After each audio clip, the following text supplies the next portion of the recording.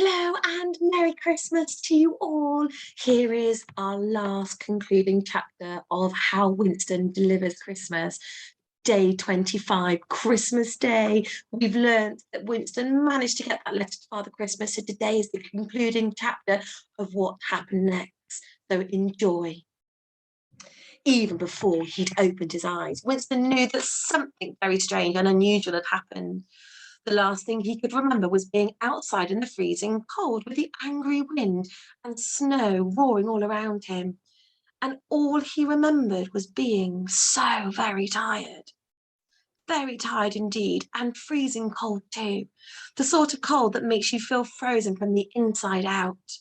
But that wasn't the case now at all. Winston was, he considered it for a moment, he was snuggly, really warm and cosy, and yes, very snuggly indeed. He sniffed. His whiskers wobbled with excitement. What was that lovely smell? It smelt like someone very nearby was cooking something very delicious. Where on earth was he? He opened his eyes and looked around him and, gasped. Happened he wasn't outside on the street in a hidey hole, which was where he woke up most mornings. He was in a bed.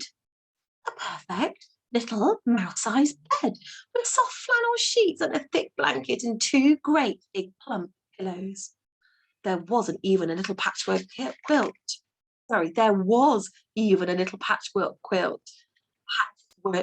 quilt keeping him toasty. Winston wiggled his toes and looked around. He seemed to be in a little bedroom in a house where everything was just the right size for him.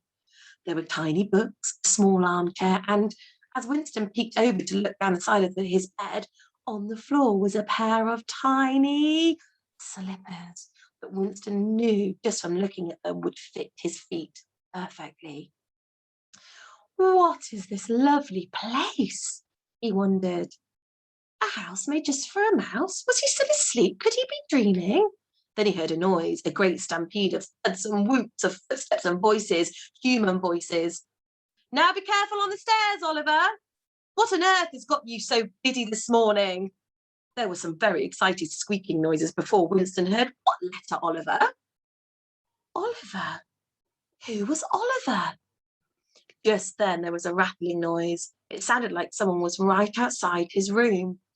Winston burrowed deep down beneath his bed covers, so only his eyes were peeking out over the top of his blanket. He couldn't believe what he was seeing. The entire far wall of his room swung open and a little boy's face appeared. The little boy within his pyjamas and his curly hair was sticking wildly up on end. His cheeks were bright pink and his eyes were sparkling with excitement. Mum, Dad, come and see! In the doll's house, there's a real mouse! A real mouse fast asleep in the attic!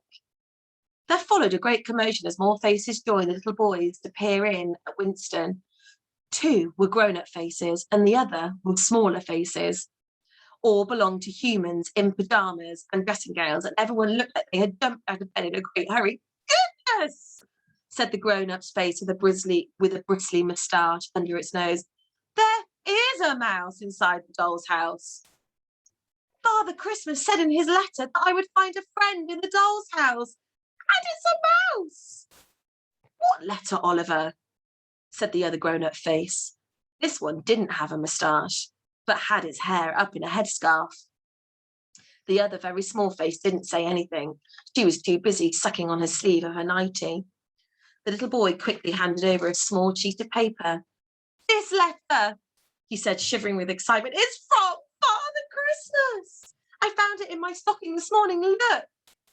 The two grown-ups read the letter, and as they did, their eyes grew bigger and bigger with astonishment. Dear Oliver, thank you for your letter. I believe it had a rather exciting journey to get to me, but the important thing is that it found me in the end. I understand from your note that what you'd like more than anything this Christmas is a friend, someone to go on adventures with. If you go downstairs and peek into the attic bedroom of that lovely doll's house, you will find something there waiting for you. He should be a very suitable friend. He's really good at adventuring. I should think he'll be fast asleep when you find him. He's had quite a tiring evening. Take care of each other. I look forward to reading all about your adventures together in your next letter next Christmas. Although maybe pop it in the post a bit earlier this year. A bit earlier next year. With best Christmassy wishes, your friend, Father Christmas. Well, I never, exclaimed a grown-up. A mouse! The boy beamed. I think we'd all better go and get dressed, and then our new friend can join us here in the kitchen for breakfast. Do you think you'd like some hot buttered toast? He does look like he could do with a good meal, said another grown-up, smiling. Oliver told his new friend that he'd be back for him as soon as he was dressed and had brushed his hair, and the whole family scampered off to get ready for the day. When he was quite alone, Winston sat up and blinked. He wasn't a street mouse anymore. He had a warm home, and if the lovely smells were to be believed, a yummy breakfast, lunch, and dinner ahead of him. He also had a friend called Oliver. How extraordinary! Something crinkled on the foot of his bed, and Winston scrambled about in his blankets until he found what it was.